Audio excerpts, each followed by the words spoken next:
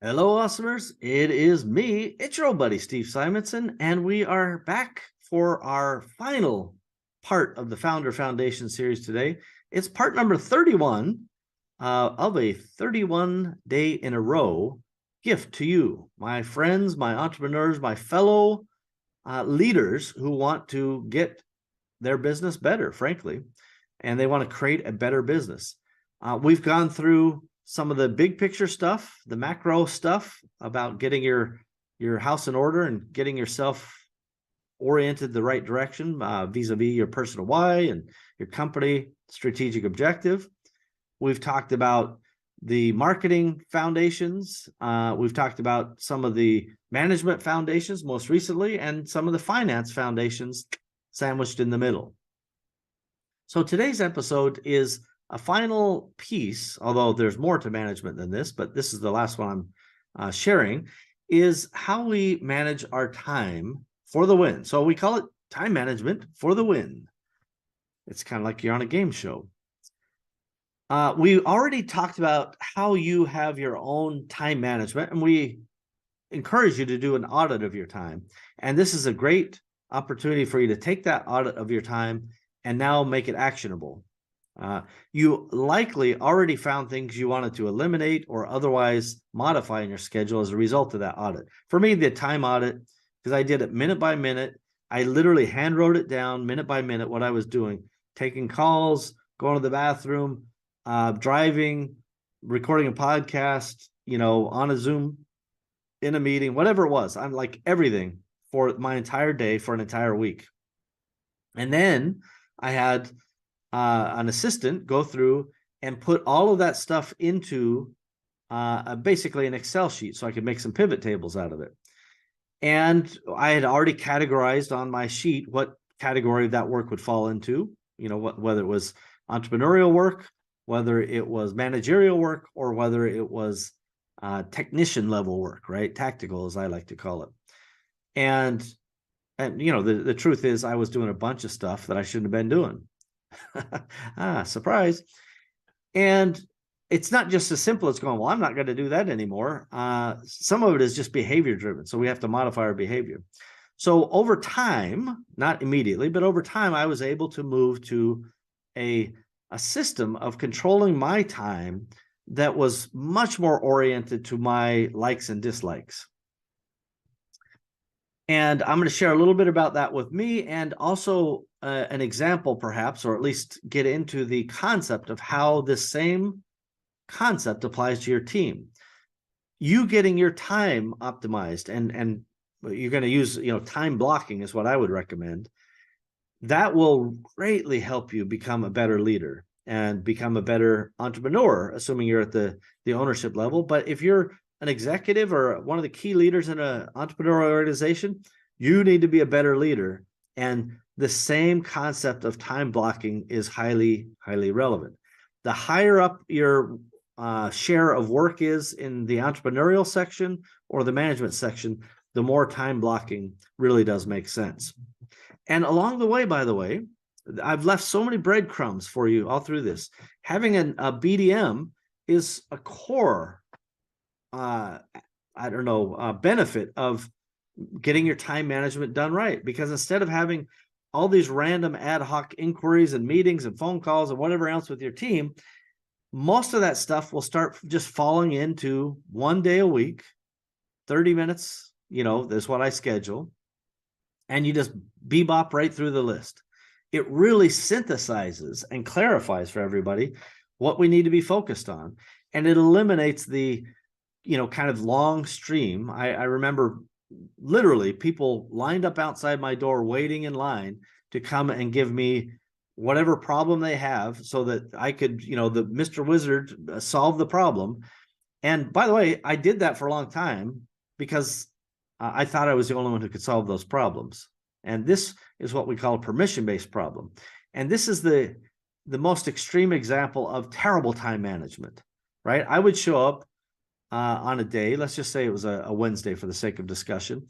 And, at some point somebody would wander by, hey, good morning, a little socialization. And then, hey, I've got this problem. And of course, now I'm in happy land, right? My dopamine's off and running. It's like, oh, you got a problem. I'm a good problem solver. Let me get into it. And we would talk about that problem. And then I'd notice there's other people out the door. So I'd have to wrap that up. And it's like, hey, whoever's next, come on in. And the next person would come in and they got another problem. And so dopamine is running high. And I'm like, hey, here's what I would do.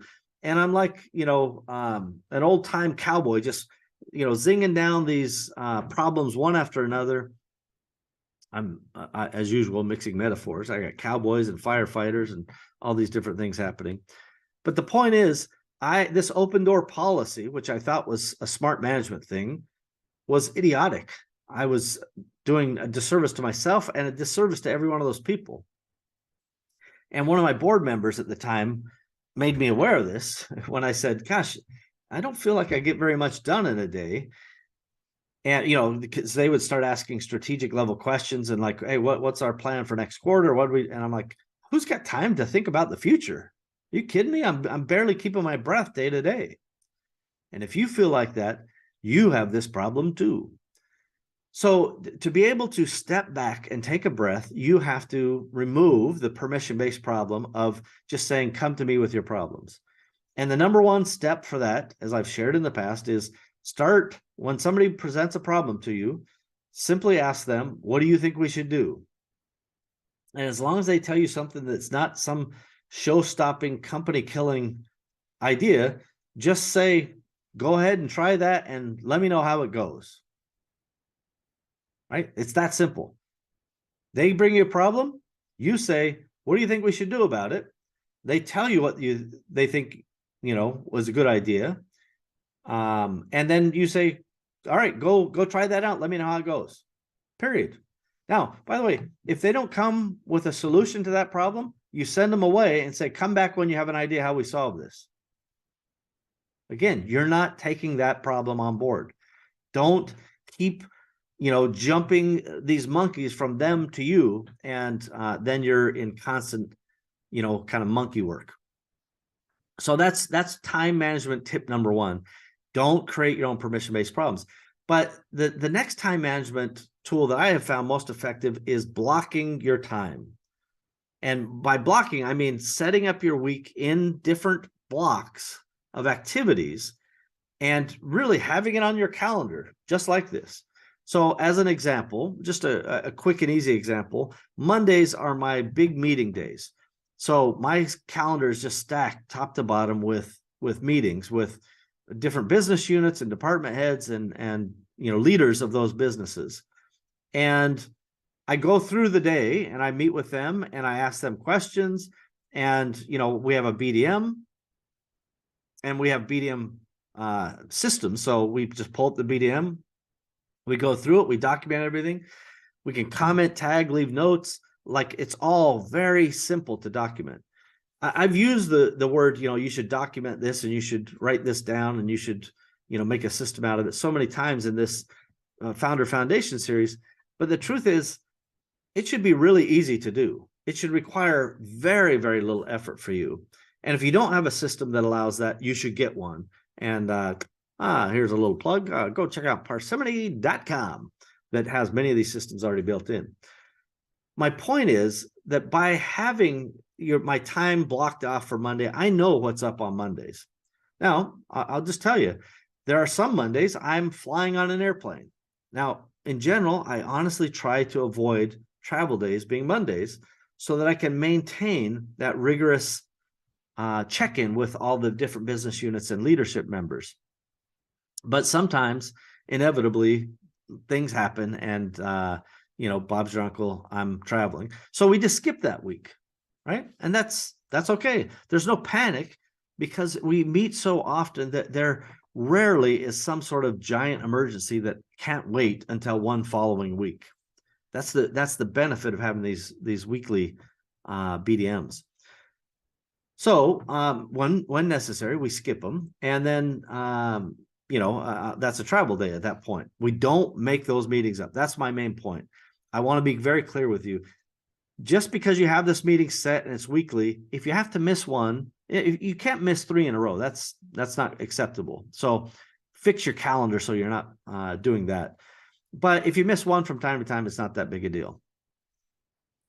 That's not to say that we treat these without value. It's just, recognizing that reality gets in the way.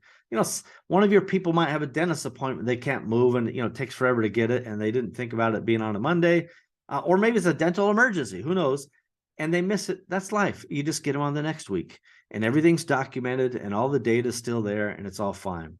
So again, blocking your time is useful. That's my Monday. Now, my Fridays, for the last couple of years, I block off my Fridays entirely. Nobody can touch my Friday. I don't want anybody on my calendar on Friday. And then I decide what, if anything, I'm going to do on Fridays.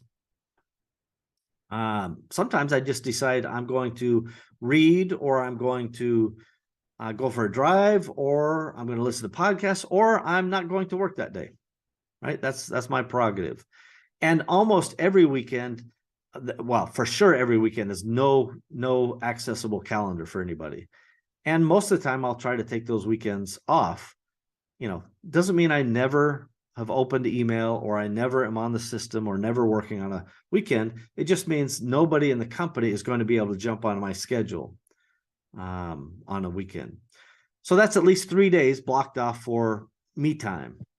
And you cannot undervalue what that is, everybody. You have to have some me time. So, by the way, Tuesday morning, I have a follow-up accessible block of time for external meetings. So on Monday, if something happens to get free, then on my Calendly, people will be able to see any open time I have on a Monday, Tuesday, or Wednesday. But on Mondays, it's limited based on only what I have available, based on my meeting marathon. On Tuesdays, it's typically a half a day block on Tuesday, and then it's a quarter day block on Wednesday. And really, my objective is I don't want that many people interrupting my time. So my Tuesday is, some block for meetings, but most of the block is for me to go validate what I heard on Monday. So on Mondays, I'm having these meetings. We're having a lot of discussions. I'm looking at KPIs, looking at performance. And if I have questions like, gosh, this is going really well, why are we selling more than we expected to? I want to go dive into the system and start running reports, or start investigating what those results are based on, whether it's positive or negative. I still want to know why. And again, this is a block of time. So let's say Tuesday afternoon, that block of time is, again, kind of report validation, question and answer. Mostly me independently going in and diving in and trying to figure out answers. And if I can't, then I'm creating tasks for people to produce additional data and information for me so that I can further analyze that. If you don't understand how things work in your business, you're playing at a disadvantage to your competition. You, as a leader in your business, whether you're the entrepreneur owner or a key leader, you have to understand how different levers in your business impact you.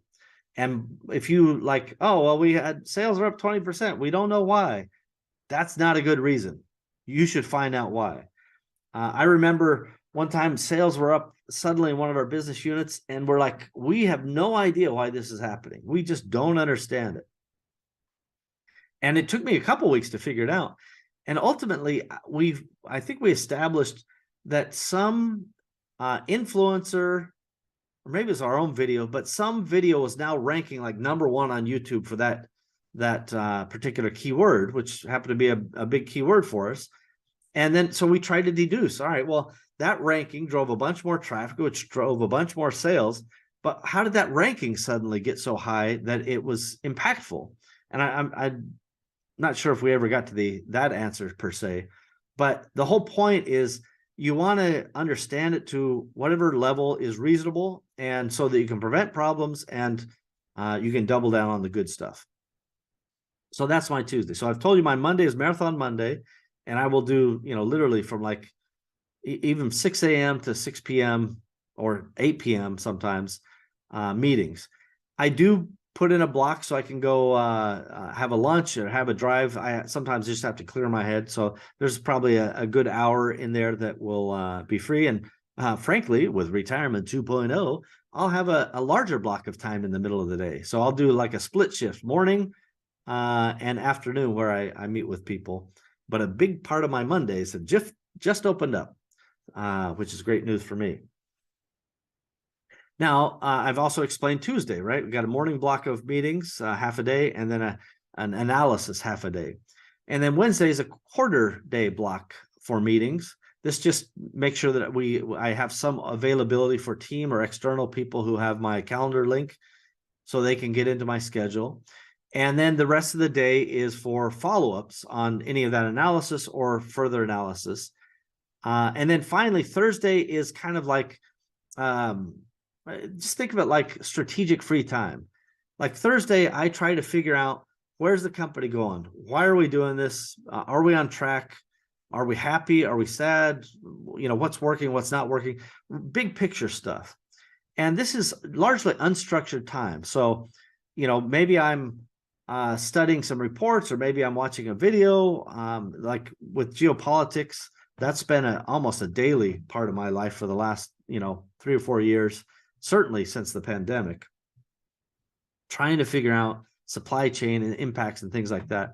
And that remains not just incredibly important, it's impacting the entire world, and it will continue to forever for sure. But disruption wise, it's clear that it's, at least another 6, 12, 18, 24 months of kind of weird, annoying disruptions based on everything from a strike to, crazy COVID policies here or there, to other random supply chain gaps due to, weird wars or other things. And all of these things matter if you're in a product-based business. So some of my Thursdays are real deep dives into, what's happening in China, and, how can we get Vietnam to overcome this particular thing? And why can't India do this or that? This port that they're trying to build is being blocked by locals. Like trying to figure out how all this stuff fits together. That's big picture stuff that a CEO is supposed to do. And each CEO out there, anybody who's the leader of their organization, you have your own big picture work that you should have time for. Simply being in the office and having that line of people out in front of your door every day is not good quality work for the entrepreneurial leader. And as you move into management, you should also have time to make sure that you can review, what's the status of my team? How happy are we with our objectives?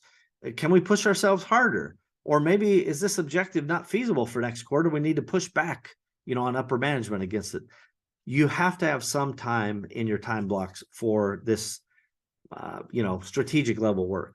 And then I've already told you about Friday. So now that's my week block of time. And that's, that has worked for me. And it's evolved over time, right? It didn't start like that 15 years ago, and then I just used it ever since.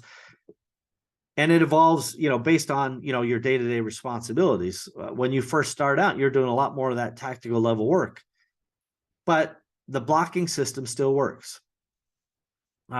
So that works for certainly many people in leadership, including entrepreneur business owners. Now let's talk about somebody who's doing, the technical level work, or tactical work, as I enjoy saying. The great news is, with a solid group of SOPs, their life gets real easy, real fast. And so, especially if they have kind of more repetitive work, you can simply make a checklist of SOPs that's like your Monday morning block. In fact, you can do it around break times. So let's say that, somebody's going to work an 8-hour day. They got an hour lunch in between. So that means they got 2 blocks of 4 hours that they're working. And they work their first 2-hour block. Let's make that a checklist. And this checklist should encompass these SOPs on a Monday. And then the next, let's call it, Monday. So Monday AM slot 1 is checklist, that's the checklist. Monday AM slot 2 is the checklist. Then Monday PM slot 1 checklist. Monday PM slot 2 checklist. Like that, it can be that clear. And your team member can jump in there and then go write down those checklists. And they should be very close to the appropriate timing. If they end up done early, they move farther on their checklists. And then they can, raise their hand and go, hey, I've got time to do other stuff. What would you like me to work on? That's okay too. And by the way, the best people always go, I need more work. Please give me more work. It's ironically for me, it's always been difficult to keep the best people super busy. And those people are also incredibly unhappy when you tell them, just take it easy, till tomorrow, get on your next checklist. They want to do stuff. They want to make an impact. And it's kind of incumbent upon us to give the best people who are, in that mindset, powerful, impactful things they can do. They want to make a difference in your business. So, that Monday checklist that same process of breaking the day parts can work on a Tuesday, and it can work on a Wednesday and a Thursday and a Friday. And now you've got essentially a 40-hour work week of checklists that they can go through and just accomplish those checklists. Remember that SOPs, so a checklist is a series of SOPs, and they may not need to read the SOP and go through because they remember how to do this particular job. But the SOP should be accessible and nearby if they need to click on it and view it, right? So a little plug here, sopbox.co. You can see how we manage our SOPs. They're super easy. They slide out of any browser window. They're always accessible. And the same thing goes with checklists. They can just go right down the list, check them off. And the best news is, from a management perspective, we can run reports on what the length of time is they spent on each of those checklist tasks. And so you can see, did somebody just show up, at one time during the day and in 3 minutes click all the buttons and then disappear, implying that they didn't actually do the work? Or did they actually, do it according to a normal rhythm? You can also add in some tasks, report uploads or screenshots or other things that would demonstrate completion of a task if you felt that a validation point was needed. The great news, again, though, is with technology and the ability to manage remote staffs, our life is far, far easier and far, far better than it was 10 or 15 years ago. It really gives us some unique opportunities to make a big difference. So by the way, one other little side effect of having a good time management system is you can kind of see somebody's calendar. So when we use our system, and this I think applies to ClickUp or Trello or Asana, when you're assigning tasks and you're putting deadlines, they can see when a task begins and when a task ends. And if they have too many tasks during that particular time, don't be unreasonable. Give them some time. And either you have to push some of those tasks that exist, or you have to wait until after those tasks are complete before you add on more work. And again, most calendaring systems, you're able to visually see a calendar. This is certainly true in Parsimony, largely task related. I'm not sure how the checklists look on that calendar off the top of my head, mostly because I don't have any checklists I have to do, so it's not on my calendar. That's a little confession. But the whole point is, when you look at a teammate's calendar and they are being overwhelmed by tasks or by you being unreasonable, we got to check ourselves and we got to figure out, what is sustainable, what's reasonable. Remember that, there's some ways of improving the efficiency of work or automating aspects of that work, but there's actual just realities of raw time. Like, I go here and I open this document and then I have to do these tasks, and that's going to take me 15 minutes. And on my best day, it might take me 13 minutes, but it still takes me time. So if you give me 20 of those to do in a day, we got a problem, right? Because that's more minutes than I may have in a day. And by the way, I'm not doing the minute math, so if that's under a work day, then forgive me. Philosophically, my friends, that's what I'm trying to get across to you, that we have to calibrate work that is long-term sustainable and that people can do. People in bursts and in sprints can do a little bit more, and they can, push a little bit harder. But for the long term, they have to have some reasonable level of output. And if you need more output, that means you have to go back and engineer the systems differently and look for opportunities to, first of all, you look for the opportunity to eliminate it. Do we even need to do this? Sometimes stuff we used to do exists because we used to do it. And then you ask, who's using this report? Who's looking at this? Does this matter? And at some point, somebody goes, no, what? Nobody's using this. Stop doing it, right? And I use the example of lawmakers.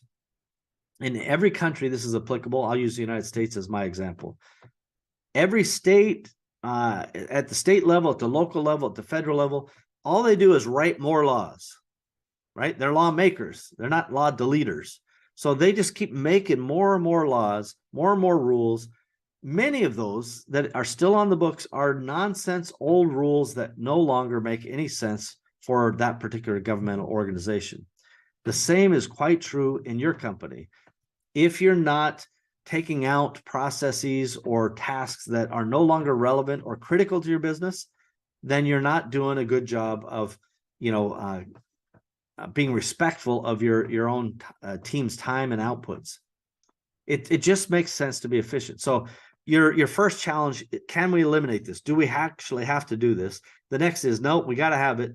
So how can we automate this, or how can we get some other form of input that would be easier on our people to produce? Ideally with, no human touch. The system just emails this report, or, notifies you this report's available and you can link to, the report, or some combination of, reduction of tasks required plus automation plus a higher leverage of the person's time. That can engender more efficiency. But simply saying work harder, faster, longer is not a sustainable management practice. And I know there's the whole hustle and grind culture and blah, blah, blah. But at the end of the day, ordinary people can produce extraordinary results only with a system. That's the leverage, not by beating them and sucking their life force from them. You want people who are energetic and happy to show up and engaged, as we've talked about in the past. And you get that by having good, solid systems and great delegations where they're very clear on what their responsibilities are. And ultimately that leads into, sufficient reporting so that everybody goes, yep, everything's working. All systems are green. And that's how we think about it in our companies, is when everything's operating great and it's all kind of within the norms, there's not a great need to have a bunch of conversations, right? We call it, everything's good, everything's green. And then when you get something red, the first thing is like, all right, what systemically is happening? And then it's like a handle with human situation. I need to get in there and I need to figure this thing out. And these are basically, that's the formula for managing by exception. You're only having to jump in on problems, things that are outside the parameters of normal. That's when managers, have to apply a little bit more brain power. Otherwise, it's just kind of monitoring like the giant control panel. Imagine you're at a giant power plant. If all the lights are green, you're mostly just, having a little coffee and thinking about the big picture. But the moment a light turns red, you're like, oh, hang on. I need to get on red alert here and see what's going on. Whether that's a positive alert or a negative alert is quite irrelevant. It's about the management understanding and control of whatever that issue was. All right. So I think that gives a little bit of the philosophy about how you need to create management systems around time, whether it's time blocking or checklist management or, eliminating the open door principles. All of these things are really important for time, not just for yourself as an individual, but for your organization. Like, this is a system for managing time. Figure out what system applies to what position, and then give them the freedom to, enforce that system.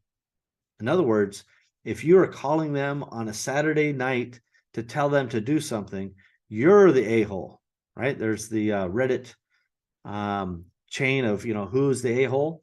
Well, you're the a-hole if you're calling them on a Saturday and it's not a show-stopping emergency. So that's the little caveat there. If I have to call somebody and it's on their off time, it's only because it's a show-stopping bug, right? Let's give you a couple examples. I call an engineer because a web service is down on let's say the carts can't check out. I need their help, and I apologize that it's on the weekend, but the system's broken. It's a show-stopping bug. Please help me. Again, I'm sorry it's on your off time. Another example might be, I'm giving a speech tomorrow, and all the speech materials are supposed to be in my Dropbox folder. They're not there. It's your off time, but it's my go time. I please need your help. I'm sorry to bother you. We'll talk later in our BDM about why this wasn't in the place that I thought it should be at the time I thought it should be there. That's a BDM conversation for later, but right now I got a showstopper. Please help me. There are other examples, obviously, that I could give, but I think you guys get the gist. So time is, such a precious commodity. It's as I have said in the past, it's something you can't buy more of for yourself, unless you're hiring people to do the job for you so that you can now apply your time elsewhere. That's the closest way that you can buy time. And so you're actually buying other people's time to substitute for you doing those things. That is a power move, and I certainly recommend getting a good team to help you. And now's a good time for me to talk about the things we have not covered, right? We've gone through a 31-part series. That's my gift to you, everybody. You can decide if the gift was valuable or it was like an old pair of socks to you. I hope you leave some comments and leave us some feedback so that we know if this is worth it to you, because it'll really dictate whether we do this thing or not, or if we choose to do any master classes, if these things have value, or any other methods of trying to reach out to entrepreneurs. Like, if what we say has no value to you, tell us. We'll take it and we'll understand. But on the other hand, if you do value it, then let us know that too.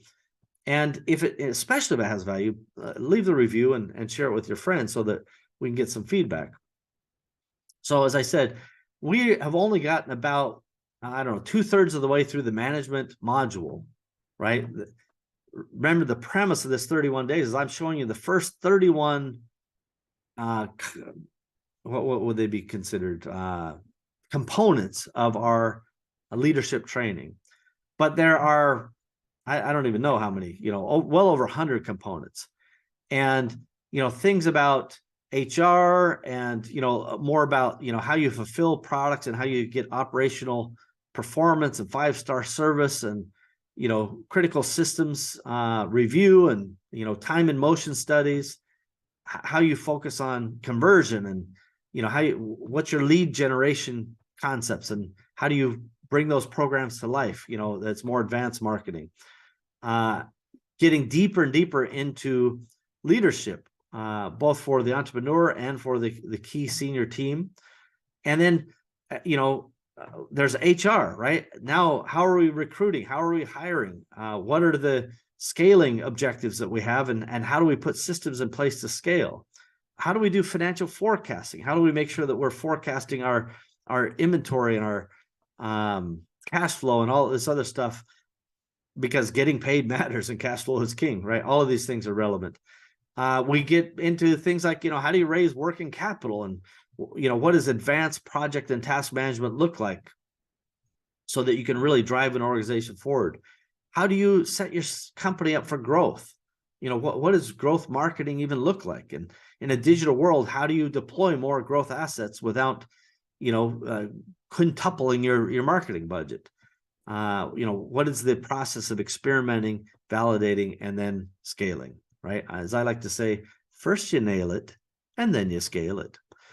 Then getting into, how can you do more wow fulfillment concepts? What are the faster ways you can do things? Both, it's easy to go, well, I just use Amazon and they have next day air, or they have same day delivery or whatever. Fair enough. But, between Shopify and Deliver, or maybe your service business, and you could deliver your results faster than the competition for less money, wouldn't that be a growth driver? Start thinking about conversion in a very, very advanced way. Most of everything we've done so far is kind of 101 level, base level stuff. Getting into higher and higher levels of advancement when we start thinking about, lead gen objectives and growth marketing and, being very strategic in that marketing. All of that comes into, channel selection and messaging and almost a process of like, we're going to experiment, we're going to optimize, we're going to find what wins, we're going to kill the losers and expand on the winners, like all of that. by this time, by the way, I'm just reading through our list. You're down to, component 112 of the course. You've got more marketing, you've got more leadership, you got more branding. All of this is now at scale, right? Now you should be a 10 million plus business probably to start thinking about a lot of this stuff. You're starting to look at supplier scorecards, and you're looking at, how you acquire customers and kind of building your own scorecard. Are we on the right track? You're doing productivity management, where you're really getting into the deep, deep depths of maximizing productivity within your company. This is where, our business intelligence unit would come in and start supplying reports and performance data. People love scorecards. I mean, believe it or not, all you have to do is show people the score, and they will start falling in love with performance because they want that number to go higher or lower, depending on which way is positive. And then on and on, about, managing and having the way of performing at a high level. Like, all of this stuff is really, really important. But, you're talking about 150 plus components, and we've only covered 31. And that's just the nature of business, right? There's always more to learn. So my hope for you guys is that you, again, find value in this. Like, subscribe, share, do all those things. And let's see if this thing amplifies itself. And because I have never done any promotion or any focus on Awesomers as a platform, this will be a good test for us to see if it has value to you guys. Because if it doesn't, fair enough, no problem. I don't have to waste my breath. But if it does, then we need to figure out ways of helping the community. And we'll do, Awesomers will kind of remain as is probably, but Catalyst 88 is taking on some of the leadership training and some of the things that I think need to be worked on. Particularly as I'm in retirement 2.0, I have more time to figure out how I want to calibrate my network impact objectives. So anyway, everybody, I really appreciate you. I thank you for your time. And if you've made it this far, you are a champion awesomer without a doubt. And I can't wait to see you